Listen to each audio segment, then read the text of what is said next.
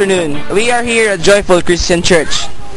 And we would like to hear opinions and feedbacks about the said event last Sunday, that was December 27. The twist in this interview, it's kind of ambush interview because actually they're not prepared for this. So let's see what's gonna happen. So Evelyn? So this has been your host. I'm Evelyn Anong. And I am Ken Patrick Bulaso. And you are watching The Joyful TV. What can you say na how does it feel na as young as you are, amazed ang mga tao sa imo ba na wow ka na gagitar na at early na pagtulog gamay kay kausay mo mabati na grabe kay ang gi-pour out sa imo ni Lord na talents para diri na church unsay mo maingon ana?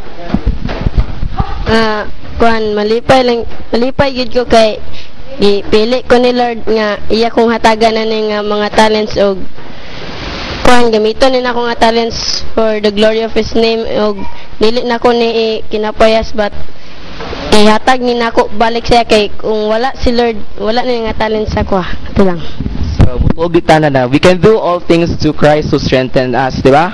So next question about sa Youth Connect 2009 kanang kanisya na question kanang unsa imuhang initial nimo na kanang na feel atong pagtan-aw nimo na ipa-start na ta ni pastor sa atong event do wala pay tao wala pay sulod diri wala pay mga guests kanang unsa may mong nabati ato you feel na down ba ka ato na moment or hopeless kay walay mananaw sa imo or what? Diba naka-observe gid ato na kanang mag-start ata pero walay nang lingkod sa bangko but suddenly nangabot sila unsay mong na-feel ato? Before pag dato kay nag-pray man ta sa kwarto so i-appeal ta na sa prayer nga atong uban tawo nga wala pa nakaabot diri ato nga time nga i-provide ni Lord og sakyanan padulong diri og kuan wala man ko nabati ang ato nga time ang kuan lang excited gid ko ako ato wala ko lain nabati kato lang ba sa part kay murag mixed emotion ko ato pero God has really comforted us, di ba? And suddenly na surprise anta pero it is not about the numbers man sa no, the important is that we lift the name of Jesus Christ during that day or we are not doing that akong talent og nalipay pug ko nga o sig gamay gyud ko perform gyapon ko sa stage. Nalipay ko nga sa akong mga nakita nga abin ako nga di sa TV ra to makita nga pwede man diri sa Ginoo nga sa uban makita nako nga nahihip-hop abin ako dito ra sa ila nga bugoy pero karon ko kawalo nga pwede di ay gamiton sa ngalan sa Ginoo. Ko kay kanang I want gyud na dagan gyud souls na mobalik sa Ginoo gyud tapos ato mga relatives friends na mubalik masave good sila tapos mag-serve good sila kay so Lord and grabe to na anointing nagihatag ni i-pour out ni God o grabe na pakita siya power na many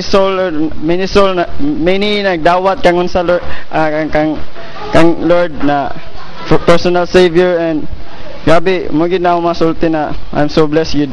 Oh, he's so blessed daw as a drummer. Kani, naipahabol na question lang ha.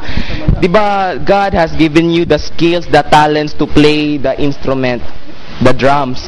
So, if given a chance, kung lugar na si Gadri, kana na siya iingon sa imo na Clyde, you can ask kanang unsa kanang pautanan kaniya na aside playing the drums, unsa pa mong gusto matry para sa expansion sa yang ministry niya? Example diri sa church, unsa mong gusto ba ka mag-play sa electric guitar, sa bass guitar, mag-organ or mag-backup singer, and why? Yep, gusto. Yes, gusto na mapareha sa akong kuya na all around. Kailangan yun na nakotun-an para kanang mag-glorify po ang ngalan ni Lord o kanang I want to help na daghan ko matudluan na what is music good kung nanay gyud ka sa tubangan ni Lord and kana gyud kanang so why ba why gusto niyo para good I like all around good na para mag-glorify good lang ang ngalan ni Lord.